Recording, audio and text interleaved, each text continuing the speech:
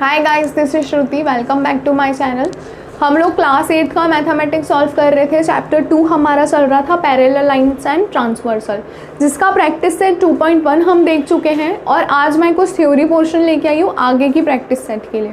ठीक है, तो थ्योरी पोर्शन हमारे पास क्या है? Properties of angle. मतलब आज हम लोग एंगल की प्रॉपर्टीज़ पढ़ने वाले। इसके पहले हमने देखा था कि ट्रांसवर्सल के वजह से कौन कौन से एंगल्स फॉर्म होते हैं, जैसे कि करस्पॉन्डिंग एंगल, अल्टरनेट एंगल और इंटीरियर एंगल। 3 प्रकार के एंगल्स हमने देखे थे। अब उसी पे बेस्ड 3 प्रॉपर्टीज़ हैं। ठीक है, तो पहली प्रॉपर्टी क्या है? Property of corresponding angles. ठीक है, करस्पॉन्डिंग एंगल की प्रॉपर्टी क्या होती है? Each pair of corresponding angles formed by 2 parallel lines and their transversal is of congruent angles. 2 parallel line और एक ट्रांसवर्सल से जो भी करस्पॉन्डिंग एंगल बनेगा वो दोनों करस्पॉन्डिंग एंगल या फिर उनका पेयर क्या होगा? कॉन्ग्रुएंट होगा, है ना। अब करस्पॉन्डिंग एंगल को कैसे याद रखना है? तो मैंने बताया था एक ही घर में 2 फ्लोर्स, है ना। थोड़ा सा फनी है लेकिन ये बहुत अच्छा तरीका है याद रखने का। एक ही घर में 2 फ्लोर, जैसे कि डायग्राम आप लोगों को दिख रहा होगा। तो इस डायग्राम में ये हम मान लेते हैं ये पूरा एक घर है ना। ये एक घर है और ये एक घर है। तो इस घर में 2 फ्लोर्स दिख रहे हैं आपको। कौन कौन से? एक ये फ्लोर और एक ये फ्लोर। ठीक है, तो इस फ्लोर पे मान लीजिए ये एक एंगल है। तो ये एक एंगल किससे सिमिलर होगा? नीचे वाले फ्लोर के इस एंगल से। तो ये दोनों एंगल्स क्या कहलाएंगे? Corresponding angles. समझ में आया? तो प्रॉपर्टी क्या कहती है हमारी कि अगर 2 पैरेलल लाइंस हैं और एक ट्रांसवर्सल है और उससे जो करस्पॉन्डिंग एंगल अगर बन रहे हैं तो वो करस्पॉन्डिंग एंगल कॉन्ग्रुएंट कहलाएंगे। क्या कहलाएंगे? कॉन्ग्रुएंट। तो जैसे कि डायग्राम में दिख रहा है, तो एंगल कौन सा होगा? देखिए AMP, मतलब इधर वाला एंगल। तो अब अगर इस घर की बात करें तो ये एक एंगल किसके इक्वल होगा? इस एंगल के, है ना। तो AMP किसके इक्वल है? MNR के। तो MNR, ठीक है, ये angle.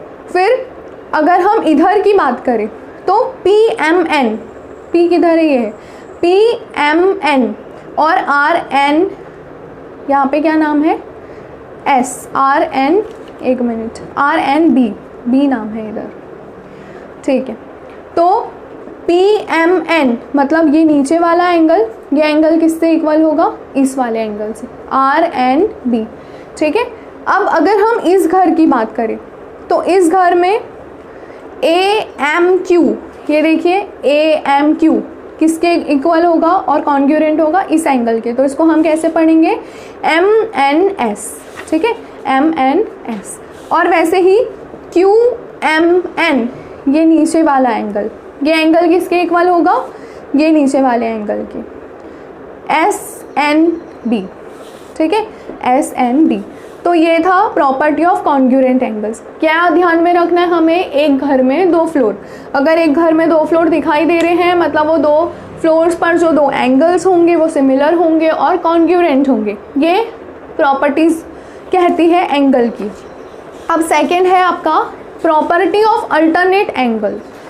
Property of alternate angle. तो अल्टरनेट एंगल्स में हमने क्या पढ़ा था कि अल्टरनेट एंगल हमेशा Z बनाते हैं, है ना। Z बनते हुए दिखता है हमें। देखिए इस प्रकार से Z बनेगा या फिर उल्टा Z बनेगा इस प्रकार से, है ना। या फिर कुछ ऐसा भी बन सकता है। Z बनता है इंटीरियर में और एक्सटीरियर में क्या होता है? इस प्रकार से हमें क्रॉस दिखते हैं, है ना। तो ये एंगल और ये एंगल इक्वल होता है। ठीक है, चलिए देखते हैं क्या बोल रहा है वो। Each pair of alternate angles formed by 2 parallel and their transversal is of congruent angles. Each pair of alternate angle. अब देखिए यहाँ पर Z कैसा बन रहा है, तो मैं इसको ब्लैक पेन से करके दिखा देती हूँ आप लोगों को।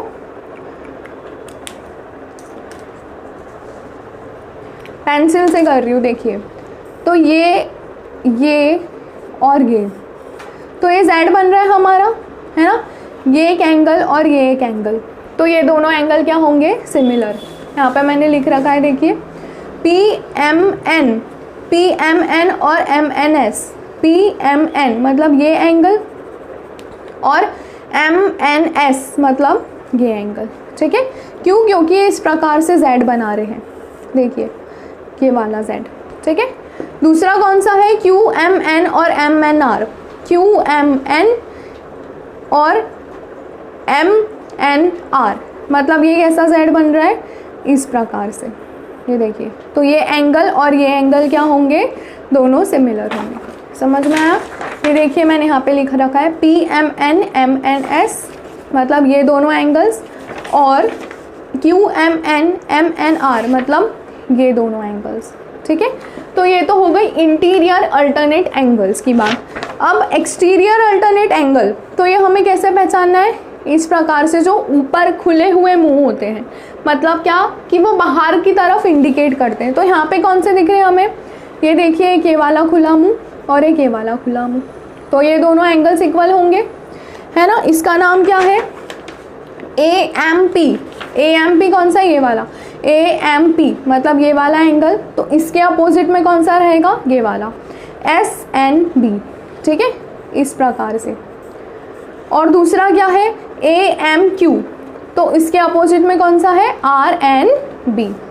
समझ में आया? तो ये थे अल्टरनेट इंटीरियर और अल्टरनेट एक्सटीरियर एंगल्स। अब थर्ड प्रॉपर्टी क्या है? तो थर्ड प्रॉपर्टी है प्रॉपर्टी ऑफ इंटीरियर एंगल्स। अब इंटीरियर एंगल्स में क्या होता है friends? Each pair of interior angles formed by two parallel lines and their transversal is of supplementary angles. Supplementary, complementary, ये वर्ड्स आपके लिए नए नहीं होने चाहिए, बिकॉज आपने 7th क्लास में पढ़ा है कॉम्प्लीमेंट्री एंगल्स क्या होते हैं, सप्लीमेंट्री एंगल्स क्या होते हैं, ठीक है। नहीं भी पता हो किसी को तो मैं बता देती हूँ। कॉम्प्लीमेंट्री एंगल मतलब क्या? कॉम्प्लीमेंट्री एंगल जो 90 डिग्री का एंगल बनाता है उसे हम कॉम्प्लीमेंट्री कहते हैं। और सप्लीमेंट्री मतलब क्या? Which forms an angle of 180 degree, ठीक है। कॉम्प्लीमेंट्री जो 90 डिग्री का एंगल बनाता है और सप्लीमेंट्री जो 180 डिग्री का एंगल बनाता है। तो इंटीरियर एंगल्स की प्रॉपर्टी क्या कहती है कि अगर दो एंगल्स इंटीरियर है same side of a transversal पे, तो उन दोनों का सम किसके इक्वल होगा? 180 डिग्री के, मतलब वो सप्लीमेंट्री एंगल बनाएंगे, ठीक है। तो अब देखिए ये डायग्राम में, इस डायग्राम में ये ट्रांसवर्सल है और इसके इस साइड की अगर हम बात करें तो एक ये एंगल और एक ये एंगल दोनों सिमिलर है ना। इस एंगल को हम किस नाम से बुलाएंगे? QMN, ये लिखा है मैंने इधर नीचे QMN, और इस एंगल को हम किस नाम से बुलाएंगे? SNB। तो ये SNM या SNM या फिर MNS। तो इन दोनों का सम किसके बराबर होगा? 180 के बराबर। वैसे ही इस तरफ की बात करें तो इस तरफ PMN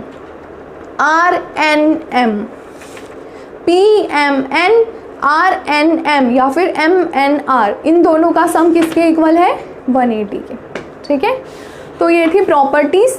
3 प्रॉपर्टीज़ पढ़ी हमने, कौन कौन सी? कॉम्प्लीमेंट्री की, अगर कॉम्प्लीमेंट्री एंगल्स बन रहे हैं तो वो दोनों कॉन्क्यूरेंट होंगे, अगर अल्टरनेट एंगल्स बन रहे हैं तो वो दोनों एंगल्स कॉन्क्यूरेंट होंगे, अगर इंटीरियर एंगल्स बन रहे हैं तो उन दोनों का सम 180 डिग्री होता है, ठीक है। तो ये 3 चीज़ें बहुत ध्यान में रखने वाली है, तो आप प्लीज़ इसको अच्छे से ध्यान में रखिए, क्योंकि नेक्स्ट प्रैक्टिस सेट के लिए हमें यही चीज़ें यूज़ होने वाली है, ठीक है। ये वीडियो अगर अच्छा लगा हो तो प्लीज़ लाइक कीजिए और शेयर करना ना भूलिए। Thank you.